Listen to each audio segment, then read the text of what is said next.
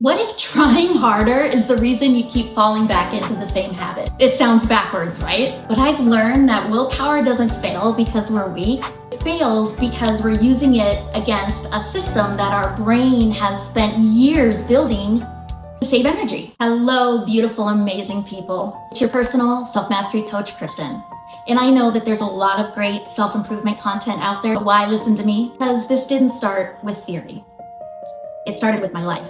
I grew up around mental illness, addiction, and generational trauma. I've lived it. Welcome to Life's Limitless Potential. So if you watched part 1, we talked about the real first step to breaking bad habits. And it's not willpower or discipline or hustle.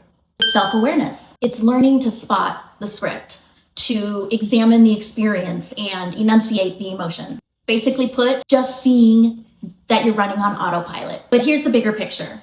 Once you see it, then what? What do you do about it? A lot of you comment, okay, Kristen, I can see it now. I recognize when I'm bored, I reach for the candy, or if I'm worried, I scroll through social media. But I do it anyways, right? I hear you. And this is so important because learning how your brain builds habits will help you to stop blaming yourself and start working with your brain instead of against it. Let's break it down. So I've learned through a life that could have broken me, but instead built me. My big life plans didn't fail because I lacked willpower. They failed because I lacked an understanding of how my brain works. Simply put, here's the science. Your brain has two very different systems. And one of the systems is your autopilot, and it lives deep in your brain in a region called the basal ganglia. Fun name, right? And its only job is to save energy. And it does that by turning anything you repeat into a habit. It's efficient, it's automatic. And scientists call this cognitive disengagement. And did you know that we spend almost half of our waking hours in autopilot? So system 2 is your prefrontal cortex, the front part of your brain. It's your thinking brain, it's your decision-making part of the brain, but it's also where willpower lives. And here's the problem. Willpower is like a battery. Every decision, every stress, every time you resist something, it drains a little bit of the battery. And then by the evening, when you're tired, your battery's pretty much drained. But that's when the craving kicks in, right? Not in the morning when we're strong, but in the evening when we're tired and our battery's almost empty. So of course you fail if you're using willpower alone. You're using the battery-operated part of your brain to fight a habit that your autopilot spent years building to be effortless. Your brain hates big change. It sees it as scary. It sees it as wasteful. So it'll pull you right back to where you're familiar, to where it's easy. But I've learned that lasting change doesn't come from shame or from pressure. It comes from working with that autopilot instead of against it. So if willpower is the wrong tool, what is the right one?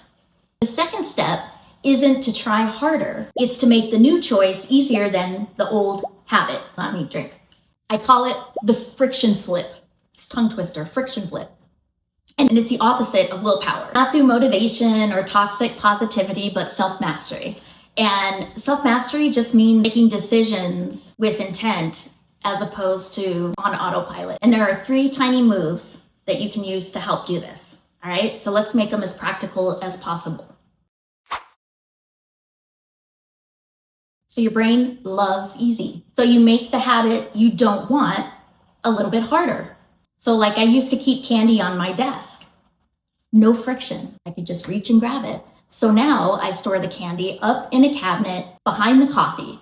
That's about 20 seconds of friction. And that 20 seconds is long enough for my awareness to kick in. And one researcher found that just by adding 20 seconds of friction, you can dramatically change your habit because your autopilot hates effort. So do the reverse of what you want. Want to stop scrolling on your phone when you're worried and instead take a breath? Don't rely on remembering it in the moment. Put replacement in the path.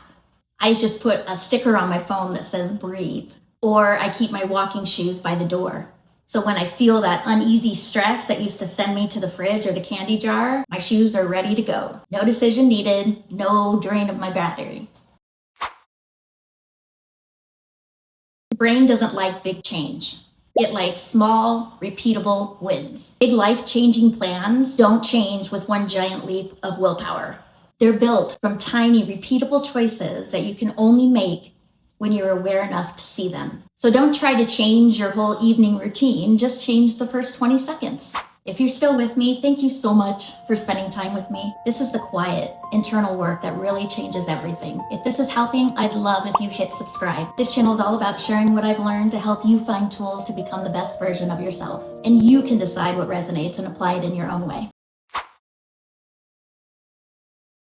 For example, I noticed that every time I felt a little worried about a big work project, I'd open social media without even thinking. The pattern wasn't, I'm lazy. The pattern was, I'm looking for a way to escape this uncomfortable feeling. Step 1 was see it, spot the script.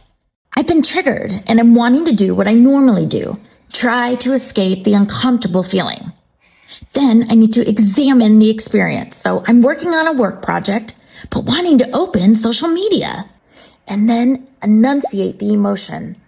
Okay, I'm feeling worried. Step 2 is the friction flip. I want to add friction to the habit I'm trying to change, scrolling on my phone, and put replacement in the path so I can reduce the friction from the new habit, which is breathing. So before I started working on this project, I put a little sticky note on my phone that says, breathe, Kristen. I'm adding friction, making it harder to just start scrolling. Then I do a quick 4-6-1 breathe reset. Inhale for 4, hold for 1, exhale for 6. It calms the amygdala, that fear reactive part, and brings back the prefrontal cortex, the calm thinking part. Studies show just naming the feeling and adding that breath gives you that little bit of space where you can choose. Not to be perfect, but to make progress. I still have days where I run on autopilot. I still fall back, but now I catch it faster every time. In that moment where you're thinking, oh, I'm doing that thing again, that's a win. And every time you catch it, you make your awareness stronger. And when you master yourself, you don't need to create situations that make you feel valued or allow you to escape because you know your worth. And that changes everything.